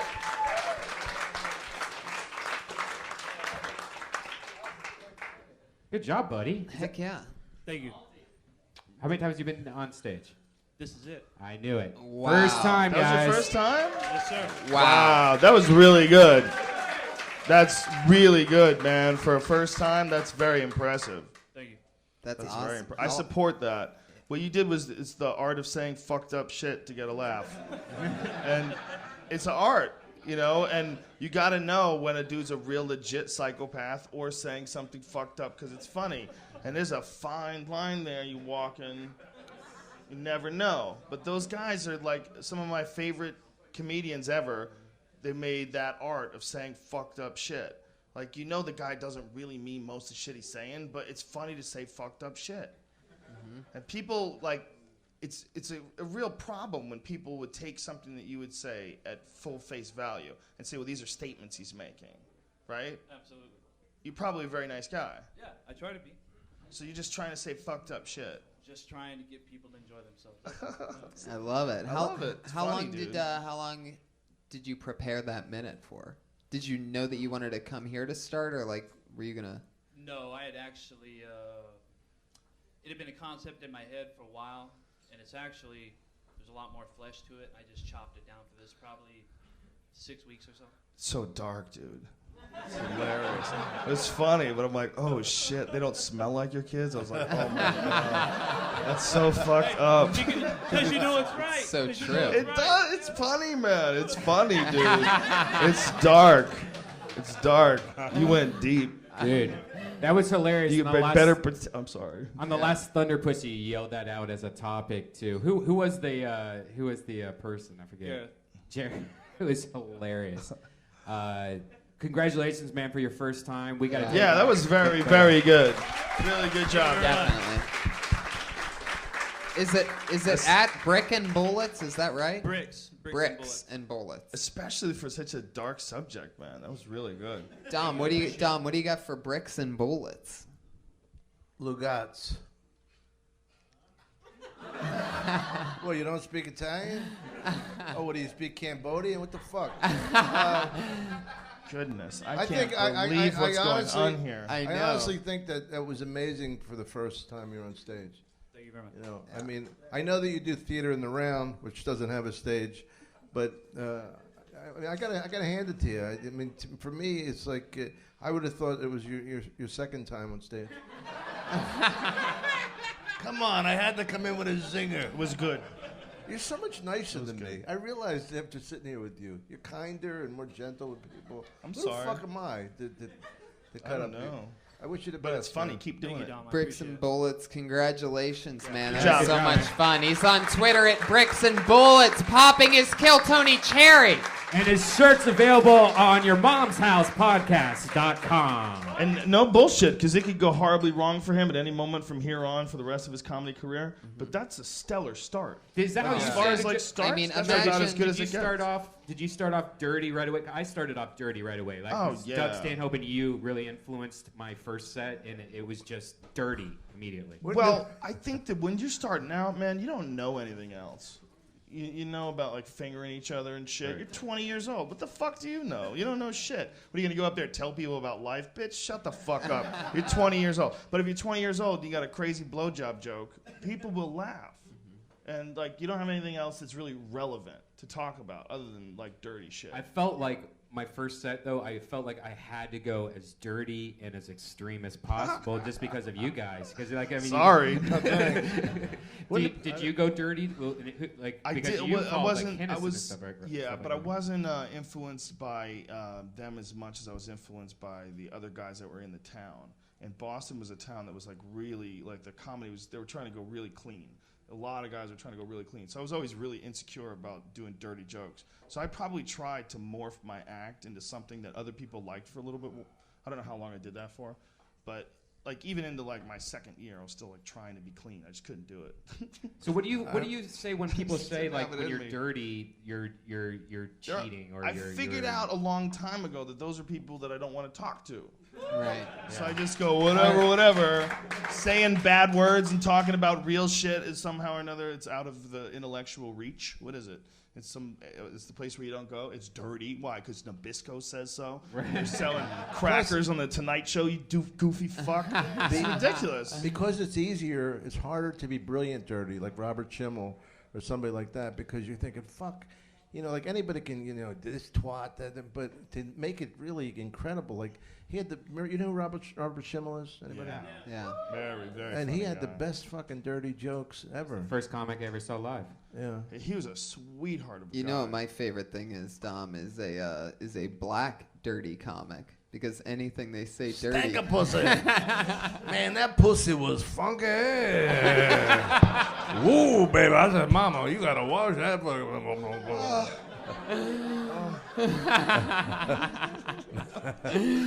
What is that? At the end of every episode of the What? show, Diabetes. Oh, yeah, that's right. That's my favorite. What is that again? How does it go? What do you say? I don't know. You don't remember it? Well, you know, it's in my act. I don't do my act. I actually, No, I and actually remember. Wait, I know. Wait. 7.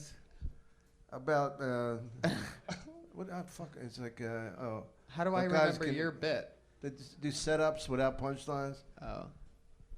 I was at the bus stop the other day. Bus didn't come. Why they call it a motherfucking bus stop when the bus ain't even stopping? What's up with that?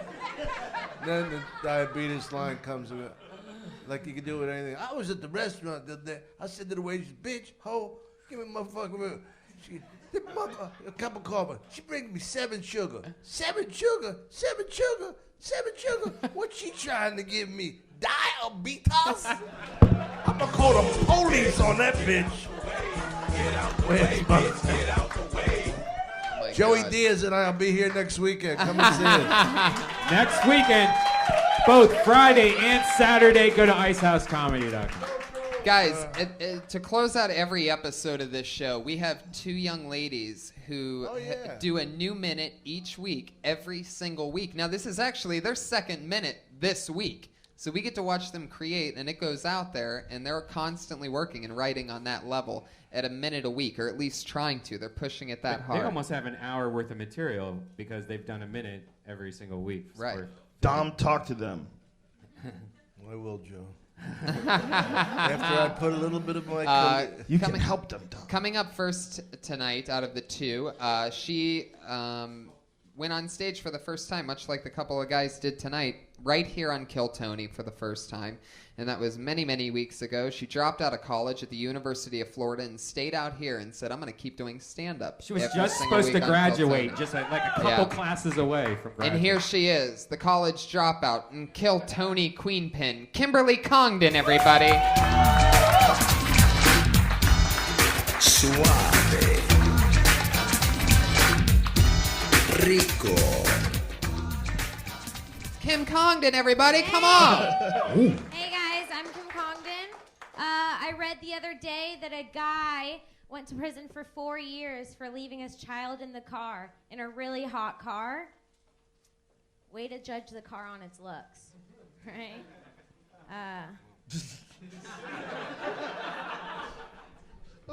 I planned a school shooting, but I never hired a photographer.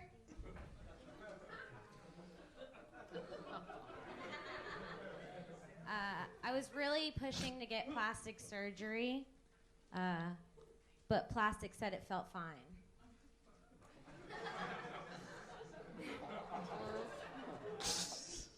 As an American, I feel like I have the right to bear arms, which is why I shave them.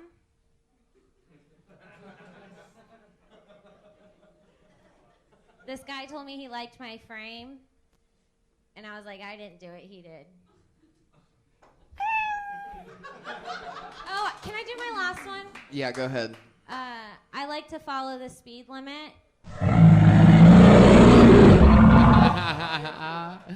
Because who likes to do too much speed?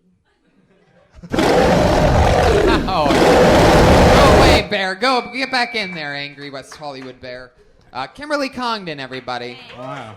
Completely changing style. Yeah, I don't know. Changed her style. I don't know how this many week. of you listen to Kill Tony, but I've been listening to her for at least, 50 some weeks. 50 some weeks, and she's never been a one-liner comedian. What's up with this little test you're doing? I was just trying it. I was just writing some jokes, and I was What- like, let me try one-liners for That's this interesting. What a weird episode to choose to do. I know.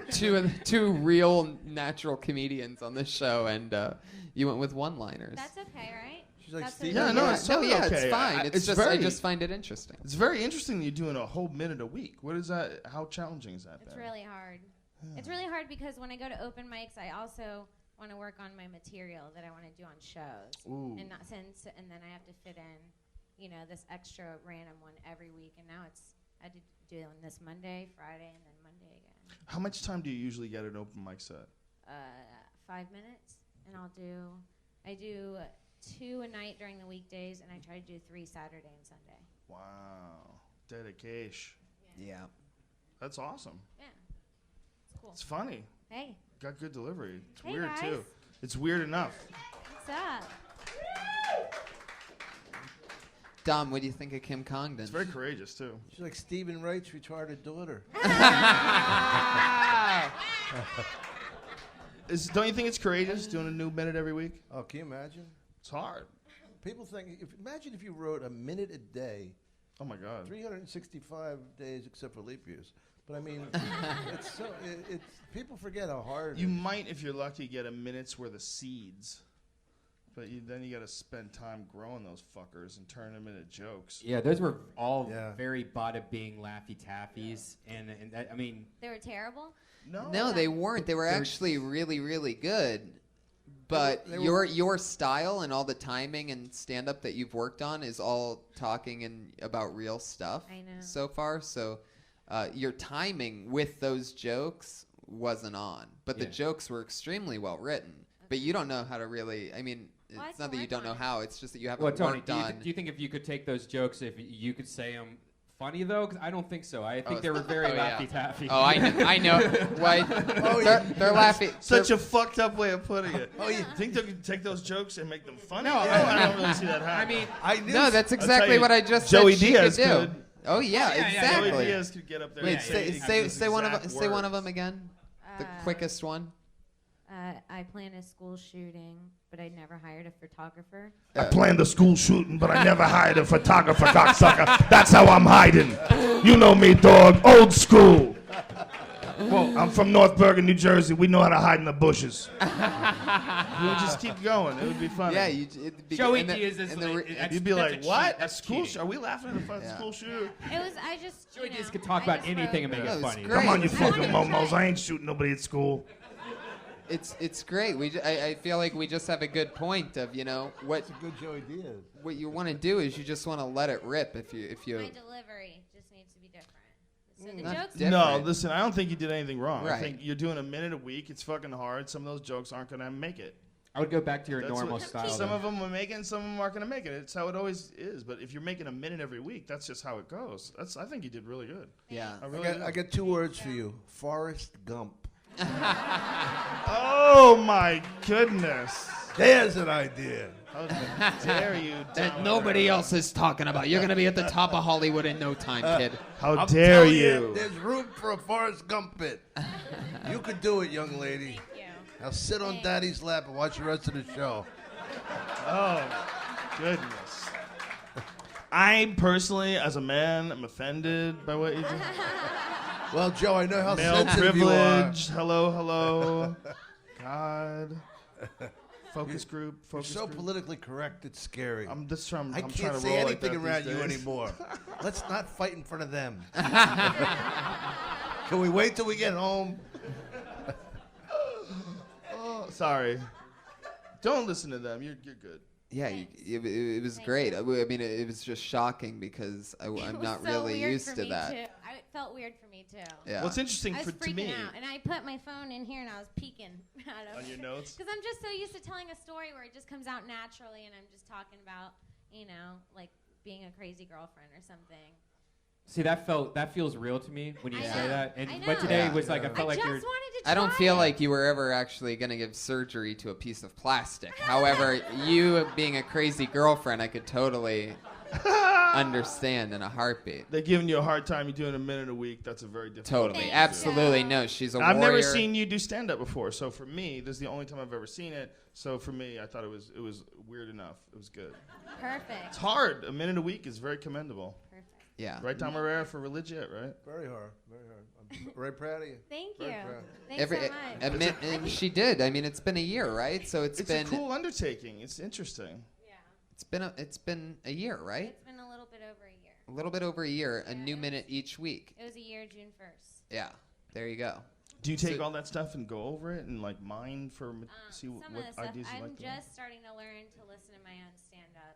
Yeah, I record every set. I've recorded almost every set I've done, but I didn't listen to That's so crazy. any of them. It's crazy. You I'll gotta start listen. and then I'll just start cringing and turn it off.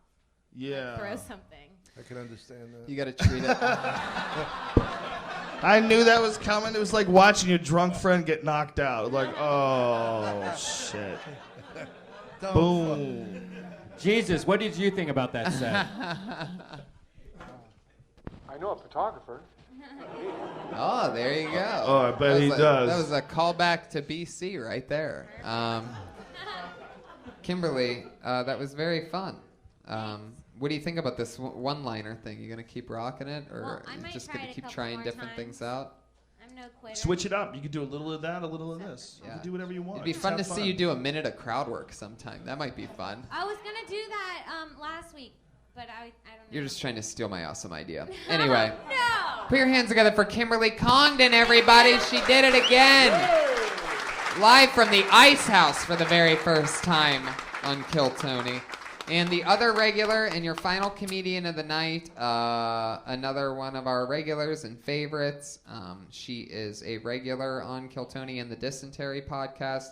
Very funny, goofy sense of humor. Usually takes something small, a topic, and blows it up into big proportion. So let's see if we see any of that tonight from the always goofy, always funny Sarah Wineshank, everybody.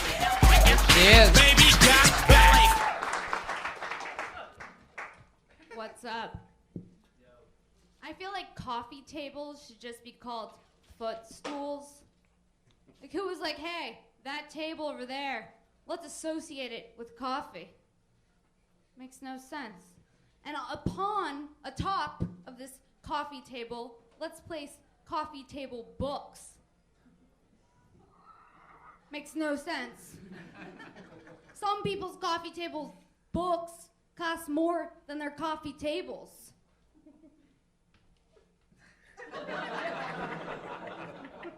Who has enough coffee to make it through an entire book? Coffee table books are really just picture books. And who the fuck is letting their kid drink coffee? Alright. Fuck yeah. 55 seconds of coffee table. Many people were wondering. Last week it was corn on the cob holders. The week before that, it was the crock pot.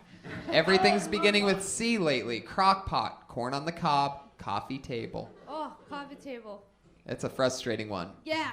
You know, one thing that I thought of that I think might be able to actually help that in a way is redefining it for people that might not have the clear vision of what exactly that is. I feel like that could be confused. Well, that's a short in height table, normally in front of a couch type of thing, correct? Yeah. Like, I mean, if we're all picturing something different, then that's my point exactly, is what I'm saying. When you got 1 minute, you gotta like slice all that shit up, though, don't you think? Like you have to. Everybody knows what a fucking coffee table is, right? Who doesn't know what who is like? What is this bitch talking about? Well, no, table. Like sometimes it's important to not have not make things too. You don't have to spell out obvious shit. Right. It's extra words. Yeah. If everybody knew what she was saying, then I get it, but I just don't know. I have to withdraw from commenting on this because I take it very personally because my grandfather died making a coffee table. And I know it's a big joke to you, but... I'm guessing he was killed by a Cambodian while he was making... He was reading a book about... I'm trying to figure out where this... Cambodians who moved to Manila. I would think ordinarily, I would think you definitely would be right, but I think a coffee table is such a common reference that it would be totally unnecessary and a waste of extra seconds. Yeah, that's like saying you don't know what a living room is. Yeah, it's a little silly. Well, but I know what you're doing though. You're trying to like. Why would the kid be drinking coffee? How That's would we not know what that? she said. It's a picture book. Because it's a picture book. Because it's for little kids. Gotcha. Big people read shit. Gotcha. Damn, son. Now I'm all caught up. A picture book is worth 1,000 words. It's hard to do, right? You're doing the same thing. You're writing about a whole subject 1 minute a week. It's very difficult, and your way is even more because once you commit to a thing, you're fucking skiing down the mountain. Woo! You fucking you're not stopping until you hit that 1 minute, right? You have this one topic you got to get as many. It's even more difficult, probably. It's one obsession. But there's something to that in my opinion, I always love people that take a bit and like wring it out. Like I saw Richard Jeni. I knew you were gonna fucking say. You're reading my mind. Yeah, it's amazing. Right? No, for real, right? You guys are laughing, but as I comics, Richard Jeni was a guy who I don't think gets nearly enough credit. He unfortunately killed himself a couple years back. He suffered from depression, but he was a great comedian, man. Yeah. We saw him in the 80s, in the late 80s, in the early 90s, and comics would go to like where he was and sit in the back of the room and watch him. And one of the things that he was awesome at, he would do a bit like on Jaws, and it got would be everything 11 out. minutes Jaws long. one was the best one. He wrung that fucking thing So down, good. and you were crying by the end of it. It just and what you did is kind of what you're trying to do is kind of similar in a way. Yeah, flush everything out of it. Yeah, you're getting by choosing a subject every week and just making this big thing, big creative thing out of it. Like you'll set like a thing going off in a person's mind where you're taking them on like a little journey. So instead of like a one-liner here or there, which is also great, like Mitch Hedberg is one of my all-time favorites. But the type of comedy that like a Richard Jeni did, or Chappelle does it great, tells these big involved pieces. You know, they drag you into something. They pull all this comedy out of it while you're there, and it almost seems like more special as that's happening. So like what you're doing is I think the most difficult way, but I think it always feels the best to me when I watch it. Like that kind of comedy is always my favorite. Mitch was so old school, but young and hip. Yeah. Like when I had him on Full Frontal Comedy, remember that show? And one of the lines he said was, "No matter how much I practice tennis, I realize I'll never be as good as the wall." My favorite is the banana one. He goes, someone said, "Do you want a frozen banana?" I said, "No, but I want a regular banana later, so yes." That is just... I used to do drugs. I still do, but I used to too. I like the UPS driver because he is a drug dealer and he does not know it. Wow, isn't that crazy? One-liners. There's 3 one-liners right there that just destroyed this room. Well, Hedberg was a rare cat. He was very unique. He was very uniquely him, you know? Like he would do a joke about the name Doubletree and you'd be crying laughing.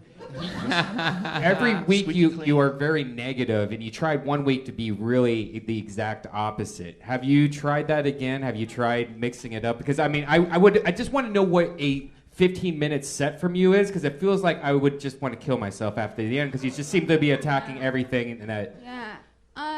Well, no, because even my positive set, I made them understand what I liked, which was really negative. Right. So, like, for me, if I feel fiery about something, then I'm, like, excited to talk about it. I'm like, what the fuck is this coffee book table? Like, that's what excites me, which is kind of crazy, but, like, I don't really see myself, like, talking about rainbows and, like, family time. Yeah, but do you take all these random objects that you hate and stuff like crock pots and tacos and stuff And join them and put them together in a big unholy mix? Yeah. Like, okay, that's what I've been having trouble with, but I've been, like, trying to segment out which, like, food sections go together, because I have so much food. So I'm like, okay, we have the poultry corner over here. Cool. We have, like... Are you doing the robot? Yeah. And I was thinking that... I don't know. Talk with my hands. I'm working on it. Right, man? All right. Well, hopefully in pantry. Comic-Con this year, you're going to be doing hopefully maybe a 3 to 5 minute set. So that'll be you and Kim. So that'll be good to see. How long have you been doing comedy? 3 years. How often do you do it? I try to get up like 3 times a week, 4 times a week. That's awesome. Mm-hmm. You're doing it a very difficult way. To do it in the internet, on a television show, and do a minute every week, it's very brave. Both you guys, very brave, you know. And you know, you can that kind of style, what you're doing, just attacking things like coffee tables. It can be hilarious. The more ridiculous you get, you just got to get real ridiculous. Yeah. And it's one of those things where the people will catch on with your cadence and your timing and your style as the years go on. You know what I mean? So if you just keep stockpiling stuff the way that you do it on specific topics, by the time you pop, you're going to be able to kick out a crazy amount of stuff. Yeah, because you could fucking hate everything. You'd be like, "Fuck tricycles! I'm tired of tricycles." And then your audience who knows your style go, "Oh shit, tricycles is the next thing. It's the next wine shank bit. What's fucking next? Oh, you know what really irks me? Love seats. Nobody's loving on them. Am I right?" Crowd's just like, Madison Square Garden. It's Sarah Wineshank. Wineshank. And Kim Congdon's great too. I mean, these girls are fucking knocking it out. You know what I mean? And makes me very happy. It was interesting when you said the thing about coffee tables when you were fucking around was much more an investment than when you did it in your act. When we did it in your act, you were acting like, do you think this is funny? But when you said, what the fuck's up with coffee tables? I mean, even that is like so sold it ridiculous. more. What's that? I sold it more when I said it. Well, it was real. You committed more to it because Yeah. you were like, it's like. It's that minute. I know I'm not trying to blame the minute. I respect the minute so much. It's been good to me. Where's that but bear I just at? wanna Where's the bear? No, she's totally making sense. Yeah. She's totally making No, sense. I know. It's hard. It's hard as fuck. Wait, doing what it were in a you minute talking every week. about, though? Absolutely. She's talking about coffee tables. Yeah. And They're, he's they're like, annoying. yeah. Oh, no, we're kidding. Sarah Weinshank, thank you Good so job, much. Sarah. Thank you guys. That was Kimberly Congdon and Sarah Weinshank. Could you Kim's imagine- on Twitter at Kimberly Congdon and Sarah's at Princess Shank, SHENK. Could you imagine if you had to do that every week? Do a new minute every week? Just 1 minute. That's very hard. I would love to be But able I to just do like that. the idea of an investment in something that is so trite and meaningless. All right, maybe there's world pestilence, maybe there's a lot of disease in the world, but fucking coffee tables really piss me off. You know what I mean? Like, to take it from, like, anything so ridiculously unimportant, I think there's I something feel funny in like that. she can keep going and there's Right. some more there. Imagine how funny she must be. Like sometimes not even at a comedy club. If she's a guest at somebody's house, guess what's going to be there? A coffee table, a crock pot, Here corn on we the go cob again. holders, poultry. I've seen her talk about so many different things. Can At you- least 20 of them food. Can you imagine dating her though? Dating her and she's just going off on you about everything that you're doing. Listen, Cupcake, I've been dating you, no fucking picnic Yeah, either. it's not.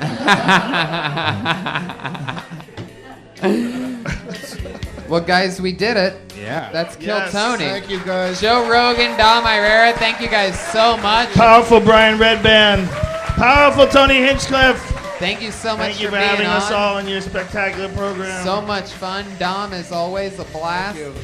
The great Dom Irrera. Check Anything- out Dom Herrera live from the Laugh Factory. Joe's on a couple of episodes. It's great. Uh-huh. Were you on yet? Indeed. Yeah. Indeed. Oh, you We guys- both yeah. were. Indeed, both of you. Brian told some of the most hilarious pervert stories of all time. That was a classic episode. I enjoyed it. I did it while I was Yeah. cleaning my office. It's a Yeah, good we've one. all Good been one. on it. You're at Dom Irrera on Twitter. I love that. Of course, I Joe love being Rogan. part of that club. I love you, Dom. You're one of my favorite comedians, and I'm glad that you made it out to the ice Yeah, house. it And was you need to get awesome. a GPS. Really. I Yeah. just want to say that Dom Irrera became my friend when I was a scrub, and he was super cool to me way, way back in the day. I paid to see Dom Irrera before I ever did comedy. You're supposed So to be becoming nice. friends with Dom Irrera, like when I was just starting out, was like one of the coolest things to ever happen. No, I totally agree. And you, and Am I same. dying? Somebody knows something I don't know. I didn't want to say anything, but there's a Cambodian right behind you right now. Viva la Philippines! Jesus Christ, everybody is on Twitter at Kevin Lee Light. He was the Patriot tonight.